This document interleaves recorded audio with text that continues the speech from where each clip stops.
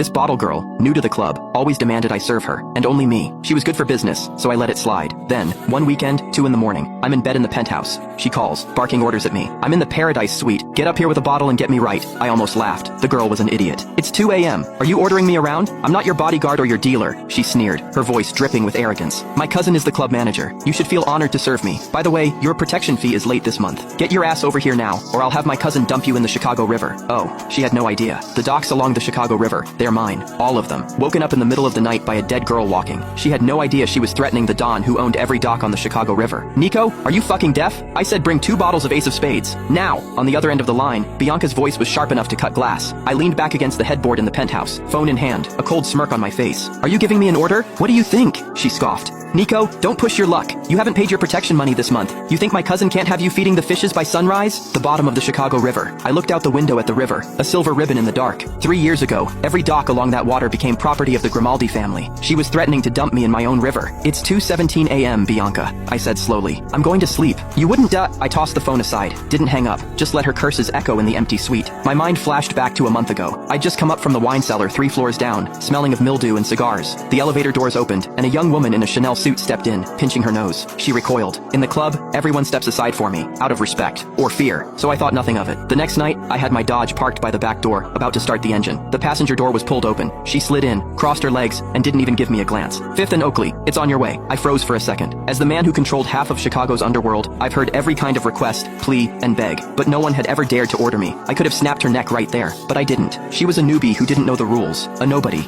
I couldn't be bothered. Besides, it was on my way. When we got to her apartment on 5th, she didn't even say thanks, just slammed the door and walked off. I figured it was a one-time thing. I was wrong. It was just the beginning. She started treating me like her personal chauffeur. First, she'd ask me to make detours to pick her up. Then she forbade me from smoking cigars in my own car. Said the smoke clashed with her expensive perfume. Last week, she was in the passenger seat, putting on bright red lipstick. In a condescending tone, she said, "Your leather seats are too hard. Go get me a cashmere cushion." Nico, you're lucky to be able to serve a woman like me. My hands tightened on the steering wheel. I watched her arrogant face in the rearview mirror. That was the first time I didn't see her as just some stupid annoyance. I saw her as a curiosity, an experiment. I became curious. What kind of world, what kind of backup, creates a creature so ignorant and so fearless? I had 100 ways to make her disappear from my world, but I didn't. A lion doesn't get angry at a yapping chihuahua. I just wanted to see how stupid she could get. I never understood how someone could take advantage of you while acting like they were doing you a favor. Now I knew. It was because the club manager was her cousin. Why aren't you talking? Are you on your way or not? Bianca's impatient voice crackled through the phone. I yawned. No, I'm going to sleep. You're on your own. With that, I hung up. The phone immediately started ringing again. The second I answered, Bianca's scream almost blew out my eardrum. You fucking hung up on me? I could hear men laughing in the background, the clinking of glasses. My cousin is right here with me. Bianca's voice was hysterical.